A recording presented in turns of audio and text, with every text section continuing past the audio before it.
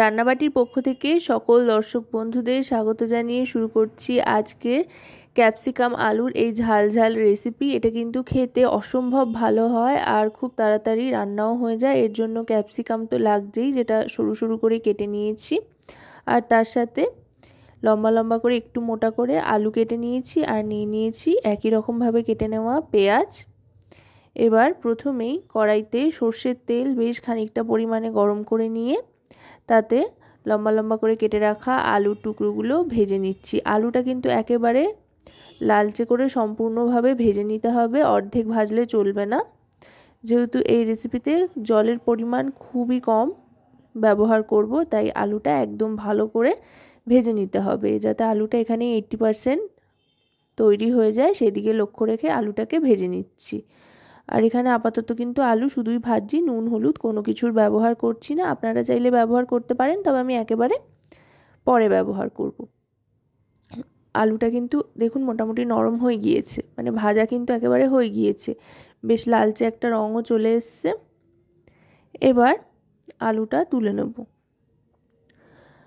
আলুটা তুলে নেওয়ার পর এবার ক্যাপসিকাম আর পেঁয়াজটা ভেজে নেব। এই রেসিপিতে সর্ষের তেলই ব্যবহার করবেন, তাতে করে রান্নায় বেশ একটা ঝাঁঝ আসবে আর টেস্টটাও দারুণ হবে। এটা কিন্তু রুটি, লুচি, পরোটা, ভাত যে কোনো কিছুর সাথেই আপনারা সার্ভ করতে পারেন। আমার এক বন্ধু আবদার করেছিলেন যে ক্যাপসিকামের একটা রেসিপির জন্য, একটু দেরি হয়ে গেল ঠিকই, তবে চেষ্টা করেছি বানানোর। আপনাদের যদি এরকম কোনো রান্নার আগ্রহ থাকে বা রান্না দেখতে চান তাহলে জানাবেন অবশ্যই কমেন্টের মাধ্যমে। চেষ্টা করব যতদূর সম্ভব হয় করবার, হয়তো একটু দেরি হয়ে যেতে পারে, তবে চেষ্টা করব নিশ্চয়ই আপনাদের সাথে সেই রান্না শেয়ার করার যতদূর হয় আর কি। ক্যাপসিকাম আর পেঁয়াজটাও ভাজা হয়ে গিয়েছে, এবার এটাও তুলে নিচ্ছি। ক্যাপসিকাম খুব একটা বেশি ভাজবার প্রয়োজন হয় না, একটু নরম হয়ে আসলেই তুলে নিতে হবে। ক্যাপসিকাম বেশি ভাজলে কিন্তু এর টেস্টটা নষ্ট হয়ে যায় আর সবুজ রঙটাও নষ্ট হয়ে যাওয়ার একটা সম্ভাবনা থাকে, তাই হালকা ভেজে তুলে নিলাম।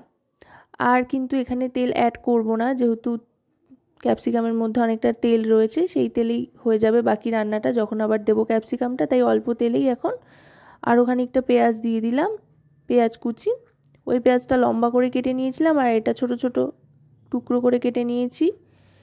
এবার পেঁয়াজটা ভাজতে ভাজতে দিয়ে দিলাম আদা কুচি, রসুন কুচি আর লঙ্কা কুচি।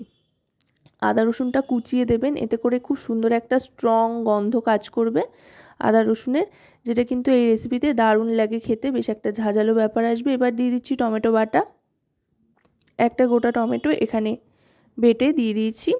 এবার সেটা ভালো করে মিশিয়ে নেব, টমেটোর কাঁচা গন্ধ যাওয়া পর্যন্ত কিন্তু ভাজতে থাকতে হবে।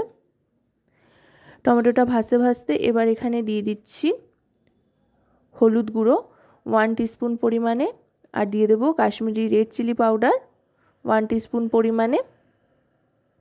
এবার দিয়ে দেবো পরিমাণ মতো নুন, হলুদ আর লঙ্কার গুঁড়ো দিয়ে আরও খানিকক্ষণ কিন্তু কষিয়ে নেব।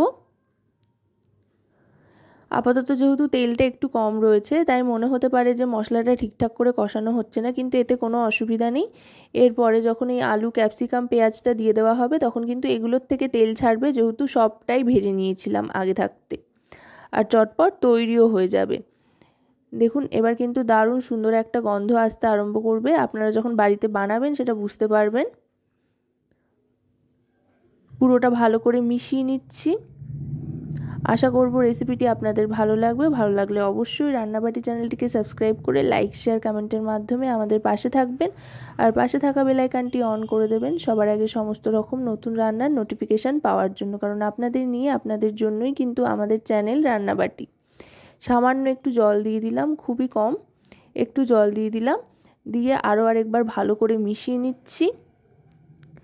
গ্যাসের ফ্লেমটা কিন্তু একেবারে লোতে রেখে ভাজা ভাজা করতে হবে সমস্তটা। এবার দিয়ে দিচ্ছি এতে ভাজা মশলার গুঁড়ো, এটা শেষে অবশ্যই দেবেন, এতে করে দারুণ সুন্দর একটা গন্ধ আসবে। এতে ছোট এলাচ, দারচিনি, লবঙ্গ, ধনে, জিরে আর শুকনো লঙ্কা খালি খোলায় ভেজে গুঁড়িয়ে নেওয়া হয়েছে, সেটাই ভাজা মশলা হিসেবে দিয়ে দিলাম।